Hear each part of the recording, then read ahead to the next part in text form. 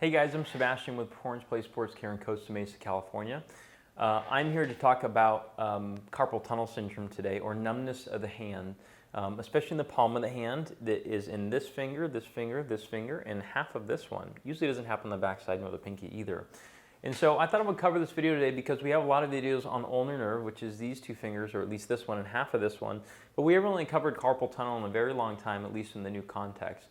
In this video today, I'm going to show you an exercise which helps out with a lot of people, as well as ways to differentiate to figure out if you really do have carpal tunnel, or if you're looking at maybe something else. We'll go over mainly the history and common findings that people have with this, as well as a lot of fallacies that are involved. And so the first thing you have to understand about carpal tunnel syndrome is that, in my opinion, it most commonly happens in one hand, all right? A lot of you will experience two-handed stuff. And so I like to think of this first as a river. Say you have a main river, say you have the Mississippi River, and all the little tributaries that come off there. Let's just say if you find pollution in all the tributaries, what's the possibility that they're coming from the main river, the Mississippi? Well, probably really high. Now, if you find it in one of them, but not in the other ones, the probability is much lower. And this is synonymous to flipping a coin multiple times and trying to hit heads. If I try to hit heads on one hand, flipping heads, it's 50% chance. If I try to flip heads on the other hand, it's 50% independently. Combined, it's less. It's 25%, I think, if I get my statistics right. It's much less.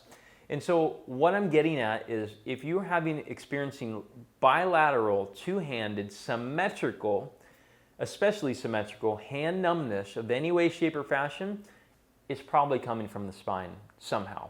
And I don't mean that in a bad way, it's just what it is. And so I'm going to take this model here just to explain this to you, because this is something that not everybody looks at, and they really should. All right, this is the first place we start when we examine people for hand numbness. And a lot of times we find it's up here, all right? A lot of times. Now, will you have neck pain? Not necessarily. Will you have neck tightness? Maybe. Can you have shoulder blade pain? Probably. Can you have tightness in the pec? Probably, but not always. And so remember that everybody's very different in their presentation, so you don't have to be textbook. But what we do find is the right remedy for the right person at the right time will make them feel better dramatically within the course of a week. And so a lot of times it's not medication, not surgery, or injections. It's just movement-based stuff, positional-based stuff. We let the area chill itself out, and we just build it back up with a little bit of TLC, a little bit of hard work, and most people are fine, especially if their hand pain or hand numbness is intermittent. Intermittent, meaning it's worse now. Hey, it's better. Oh, it came back. Oh, it's better.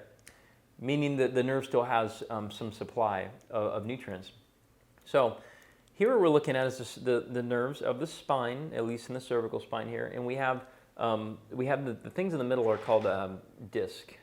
They're called cervical disc. And sometimes we have what we call cervical disc herniations, or we have, I don't see a good one on this model here, we have protrusions. We also have occlusions of bony canals, which can be up here as well, or the central canal itself. I'm going to grab a different model just so you can see, and this is a model of the low back, but it's really easy to see what we're talking about. It's easier. And so this is, right now we're looking at the spine head on, and so here's the little nervy things. Here's the little holes that come out of, and so these holes are dynamic.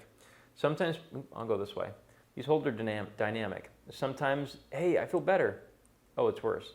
I feel better. Oh, it's worse. So it's a lot of times those positional-based problems, or especially even nighttime, because you're in a certain posture for a very long time, can be from something like this, simple hole mechanics, or even disc irritation. Now, if we look down the center here, we have we call the central canal, and so this, I don't know if I'll be able to get that in focus. I mean, there you go. See that little? You can see the top here. You can kind of see through to my face a little bit. So this is the spinal cord, and there's the canal it goes through, and so the canal has space. And so let's just say if the cord is going through and there's narrowing for whatever reason, from bony obstruction, from hypertrophic change with ligaments, whatever, You can have something called central canal stenosis, or you can have the sides as foraminal stenosis. A lot of times people who we're looking at with bilateral, both side hand type of symptoms, we're looking at central stenosis or the possibility that they have just something like a protrusion, like a disc herniation going out into there, which is super common, super common. Now, what do you do about these things? Well, there's a lot of different movement types of things you can try. I'm going to have you just do one of them. Actually, the next thing I should address is just distribution here.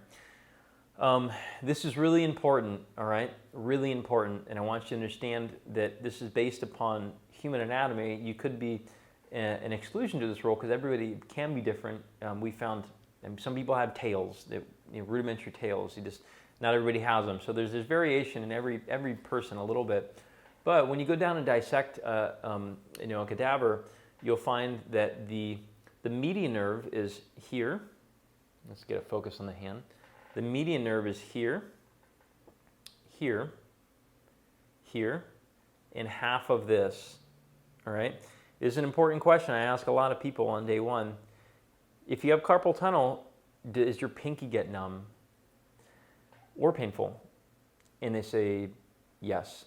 And I say, well, that's not carpal tunnel syndrome because we know anatomically the median nerve passes through this area where the carpal tunnel is, and it becomes pressurized, all right?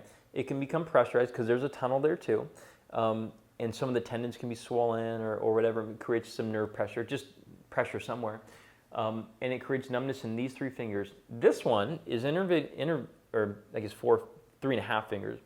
This one is innervated by the ulnar nerve, which goes through a different tunnel. If it's carpal tunnel and you have numbness of a different nerve as well, it's not carpal tunnel. You see what I'm saying? And actually, there's multiple levels of the spine affected too. So I mean this in a very logical way. You should really, really think about it.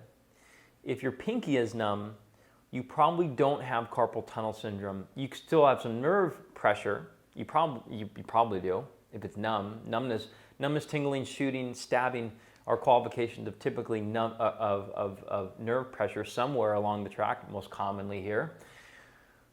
If you have this numb, you probably don't have carpal tunnel syndrome. If you have these 3 numb, you could probably have it. If you have the backside numb right around here, you probably don't have it because that's a different nerve distribution called the radial nerve. So just be wary of that and mention it to your healthcare provider. Now, these nerves go all the way down into the arm, okay? All the way down into here, into the fingers. And so what I like to have people do first is just figure out where they're numb at, where they're numb. And if they're numb right now, then I have them do a little bit of a change of position, and I have them do this first. Go here or right here. Stay there. Hope you're doing it with me. By the way, be checked by a doctor. Does it feel any different? Some people got to do this to really feel because they're numb, or again, numb, painful, stabbing, shooting, whatever. Let's say symptom, and they're like, oh, it's better. And they put it down, and it starts to come back a little bit. And they try again. Oh, it's better. This puts a nerve at slack, all right?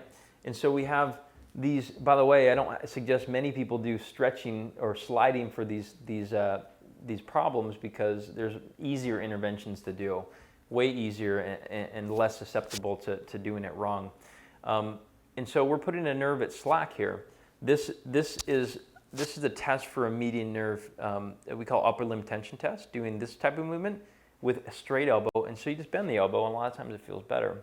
Or they rest their hand kind of here, which I'll pan down. They just go like this. Just let their elbow deaden. Or they lean it on like a bar top or something, and then they can do this and just feel if it gets better or not. So that's option 1. That's slackening a nerve, and that's the most common thing we have people do, just to see if their problem is really from the carpal tunnel or not.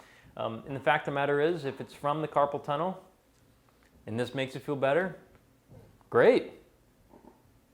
Great. And the whole point to feel better, I mean that in a very respectful way, but you don't need to have this necessarily surgical intervention or medication or injections in there if you can make it feel better with a positional change. We're just trying to first aid the nerve, okay? The next thing is a lot of times if we're dealing with sometimes something more like spinal related, disc irritation, something like that. Usually things like double chins work. Double chins, triple chins, just going like this. Do it with me, please. I'm gonna do 10. And I'll tell you what it's not. It's not looking up. It's not looking down. It's just straight back, double chin, triple chin, as many chins as you possibly can. And you do 10 or so, and then you test again. Hey, that's better. Halfway, it's halfway better. Perfect.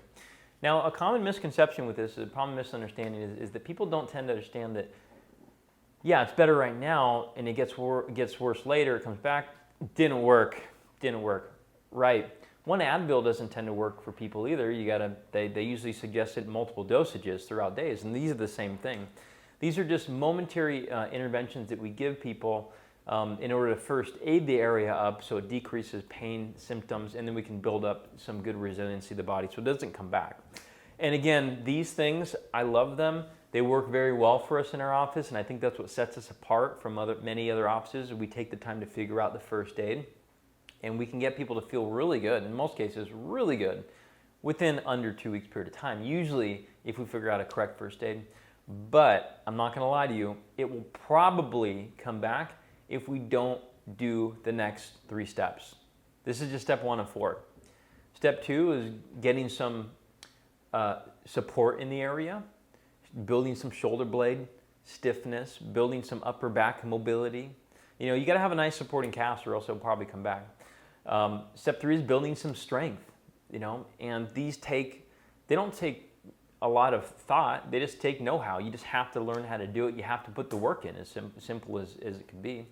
And then there's step 4, which I won't get into today. But if you're looking for help with this and you're struggling to really get over the hump here, this can be nighttime stuff, it can be sitting at a desk stuff, it could be all that stuff, all right? No matter how you feel this, if it is trauma, it's a different situation. Aside from trauma, if this came randomly to you, we'd love to help you out with this. We do a very thorough examination with orthopedic and neurological workups, all right? We test out all the big bad scaries to make sure you don't have any of those too in case you're concerned.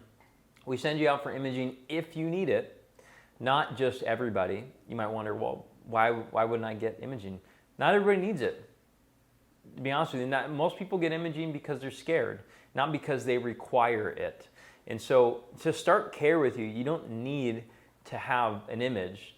With a full workup and examination and doing things thoroughly, like hands-on ideally, but you can do some stuff virtually, that's all you really need to start care, unless you find a big bad scary. You know, look up red flags of hand numbness on Google, and you'll find some of the big bad scaries I'm talking about.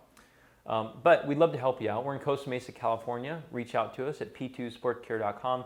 We also offer online consults, and we do have some online guides as well. And all the links are going to be in the description below right there. One of them might fly up in the corner here too.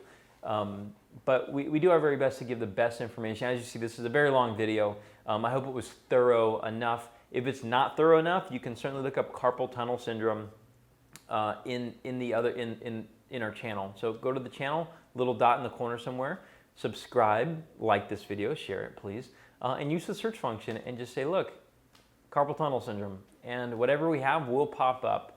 And so we have hundreds and hundreds and hundreds of videos, so we can't fit it all in one chunk. And so please go and use our search function because that works pretty well for everybody. So love to help you out. Contact us. All you have to do is start the conversation. We're here for you, and we're very honest, and we're very, very good at what we do. Talk to you soon.